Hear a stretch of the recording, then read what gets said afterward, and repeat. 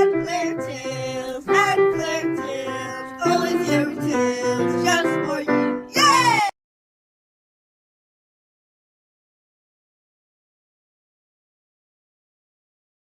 In the lively village of Ahweme, where the scent of roasted corn filled the air, and children played under the shade of pear trees, a group of friends lived without much thought about anything. They would play from morning till night. When they weren't playing, those who went to school would return and resume their games. Even when they did their chores, they did them carelessly and hurriedly every single time. They were extremely carefree. One fateful Friday, a reserved girl named Ada quickly rushed home on her way to school because she found her brother Ilekhose's assignment in her bag. He had mistakenly put it there as always, since they had identical school bags. When she arrived home, she found her mother and Ilekhose in the kitchen crying. Her mother had slept on the wet floor while carrying a big, hot pot of rice. The rice was meant to be sold at their kiosk, their main source of income. Ada's mother cried. Why didn't you dry the floor after cleaning it? It is Ilekhose's chore, and he didn't start on time today, so I couldn't guide him. Otherwise, I would have been late. But I did it like I always do. I have done all my chores without you guiding me. Yes, but I had to go back each time to redo them, because you never take your time to do them carefully, or even check to make sure they're properly done. I suffer for it every time, doing both your chores and mine. Otherwise, I would be blamed as the elder. I'm sorry, I didn't know. Why didn't you correct him all this time? I did, but he did it the same way every time. Now your sister is late for school. Mr. Bassi, who is doing us a favor, will arrive any moment from now. Cooking another large quantity of rice for sale will cost me money I don't have, not to mention the wasted hours. Ilekhose stood there, weeping. Just then, Mr. Bassi arrived to pick Ilekhose up for school. He usually sat beside his best friend, Tijani, who was talkative. Tijani was too caught up in his excitement about the football match Nigeria played the previous night to notice Ilekhose's distress. He talked about it the whole day and didn't ask what was wrong or offer any comforting words. Ilekhose felt Tijani didn't care enough to read his countenance. Later that day, Tijani called out to Ilekhose, but Ilekhose gave no response. However, Tijani insisted and wouldn't go away. Eventually, Ilekhose came out and lashed out at him. Bitterly, he said, Are you disturbing me over our usual play? And, as my best friend, you couldn't even figure out I was sad. A simple "are you okay" could have made all the difference, but it was left unsaid. I'm sorry, I brought your assignment for you. You forgot it in Mr. Bassi's bus. Ilekhose took his book, and Tijani sadly walked away. A piece of paper fell from the assignment book. It read, There is more than one way to everything in life. You can choose the path you already know or come out of your box and change your perspective. Mom. Another note read, Your viewpoint. I didn't care. My viewpoint. I was trying to cheer you up. Tears dropped from Ilekhose's eyes, and immediately he ran after Tijani.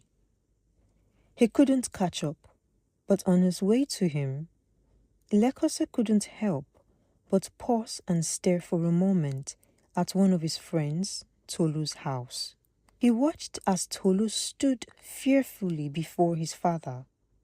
Ilekhose moved closer to the window to get a better view and heard Tolu's father speaking angrily. You are sorry? You are sorry? You are always sorry, Tolu. Your sorry means nothing to your mother and I any longer.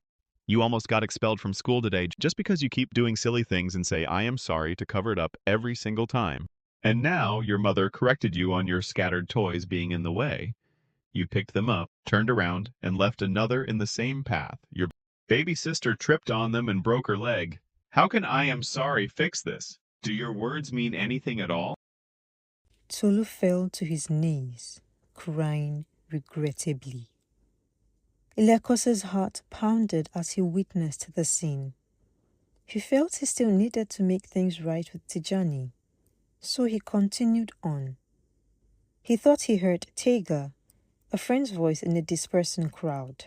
As he took a few steps further, a little girl passing by Ilekhose with her grandmother cried out, He is the one telling lies. You always make trouble and tell lies, so I cannot tell if this time you are speaking the truth.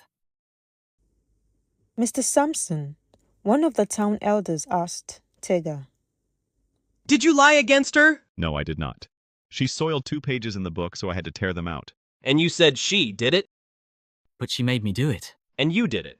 Firstly, you saying she did it when she did not makes you a liar. Instead, take the time to explain that you did this because she caused you to do it. Secondly, whatever reaction you give to an action is your responsibility, irrespective of what the action might be. It might be a small action to a big reaction, or a small reaction to a big action. Either way, it comes from you, so you are responsible for it. What about when my parents favor my brother over me, no matter what I do to get their attention? You can either keep doing what you are doing, or you can go talk to them. They will certainly be in a better position to answer you. And the bullies in school? No one will bully you if they don't feel belittled by you.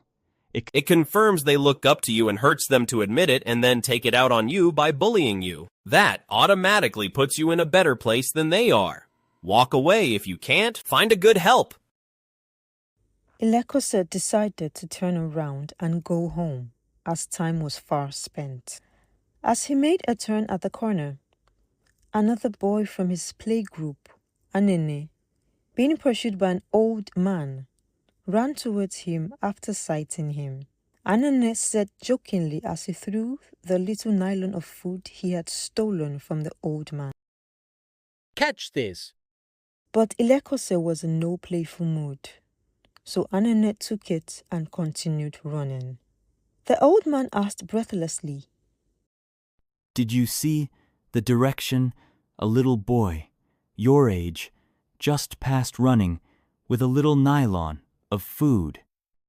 That is the food for the whole of tomorrow, for me and my 3 little grandchildren. We have nothing else. Ilekhose stood in shock. He just realized each time he did this thinking he was playing a prank, he was depriving someone of their right to survive. He sadly walked home. On getting home, he met Ada and their mother outside, worried, as he had left without taking permission. He ran to meet them, fell at their feet, and begged for forgiveness. I never knew the power of little things, even in their simplest forms. They have taught me profound lessons. I am so sorry for all the harm I have caused, and I am willing to change and improve myself. The next day, Ilekhose had already decided to check his circle of friends and fix what he could. So when they came out to play as usual, Ilekhose apologized to Tijani. He felt a weight lift from his heart. He had been so focused on his own feelings that he hadn't considered Tijani's intentions and promised to do better. Anene realized he took from a hungry old man like it was nothing, and they all went with him to apologize. The old man appreciated them and said calmly, You have learned a valuable lesson. The measure of a person is not in never making mistakes, but in realizing them and making things right.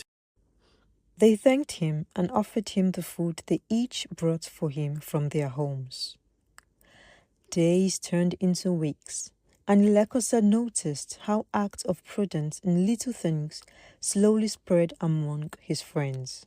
Tolu started paying more attention to his responsibilities, determined to make his apologies meaningful. Tega learned to express his feelings with words rather than assumptions. Anene, though still playful, was more mindful of his pranks. As for Ilekhose, he became more patient and more considerate. He realized that love wasn't always about grand gestures. It was in the everyday little things. A helping hand, A kind word, a listening ear. One evening, as they sat beneath the pear tree, Tijana looked at Ilekhose's, grinned and spoke. You have changed. I had to. Love is in the little things, and I don't want to take them for granted anymore. And so, in the village of Ahome, love grew, not in loud declarations, but in the quiet power of little things.